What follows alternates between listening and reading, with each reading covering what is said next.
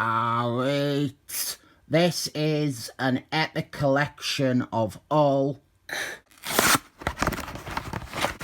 This is called Christmas on Counter-Earth, and I have read anywhere between 1 and 4 issues collected in this collection. This is volume 6 with stuff from 1972 until 1974, and it collects Hulk issues 157 to 178. Silver Age and Bronze Age Hulk is somewhat of a black hole for me. I didn't have the most awareness of what is going on with Hulk.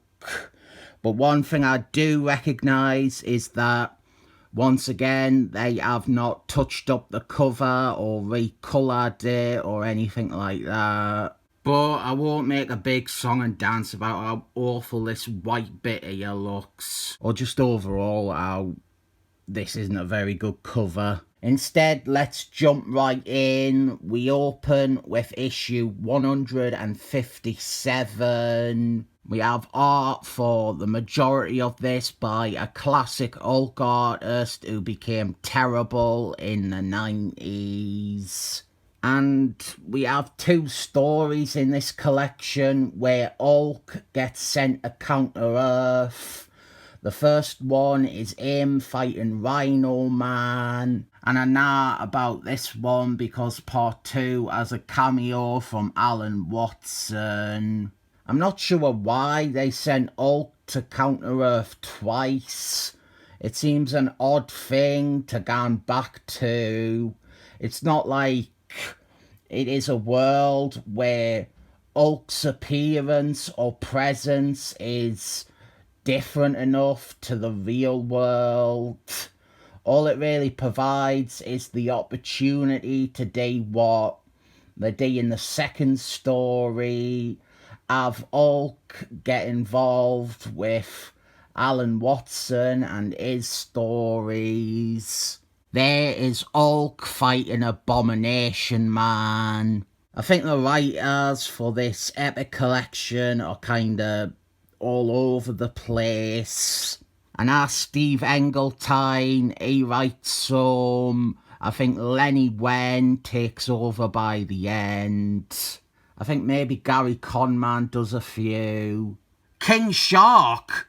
I want to read this one. King Shark is like one of my favourite generic Marvel baddies. I am very, very, very, very, very, very, very down for a fight between Hulk and King Shark. I honestly might read this the minute I stop recording.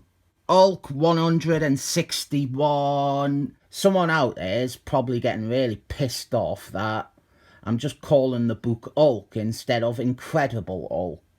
I didn't know if I have actually read this, but I know about it because it has Mimic from The Excellent Men and The X-Cells in it. And this is the issue where he dies and he remained dead until the 90s. I think it's something like the Smurf's girlfriend gets radiation poisoning. She's always getting poisoned, that lass. And Hulk is nearby, and Mimic gets radiation poisoning from trying to mimic Hulk. And that is his death issue. Nothing special or unique about it. And a waste of a character. Not that he was anything to write home about at this point.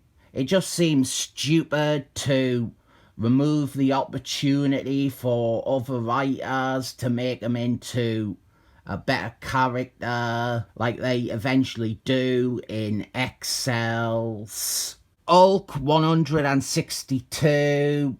This one is the first appearance of Wendigo, one of many Hulk baddies who get taken away from him by other characters. I think the setup for a lot of these issues is that Hulk is roaming around the Canadian wilderness. I hope these are aliens and not racist colouring. Oh, look at that thing. This issue, I believe, is the first appearance of Zax, an okay Hulk bad guy with a terrible name. I think this is her first appearance too. I didn't know. She might have been in an earlier one. Seems about the time that they would introduce her. This, though, is not the first appearance of Spare Parts Man. He first appeared in Silver Age Excellent Men, but he ends up fighting Hulk here, and then he fights Hulk again in a Defender story. The Unhumans, don't forget that they are more popular than the Excellent Men will ever be. Quick little appearance from The Flash. Looks like we have got Hulk versus Blue Balls. Now here is the story in this collection I have read. We have a 3-part storyline resolving Alan Watson's original series. Jesus Christ imagery. I actually didn't like this story. It's not a very good story at all. Alan Watson's first series wasn't good either. But I guess one thing that is good about Bronze Age Marvel was that they always tried to resolve characters and stories left open. And that is actually where we end this collection.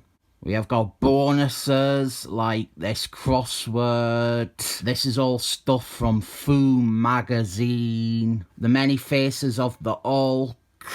This is showing the different interpretations and style of Hulk artists.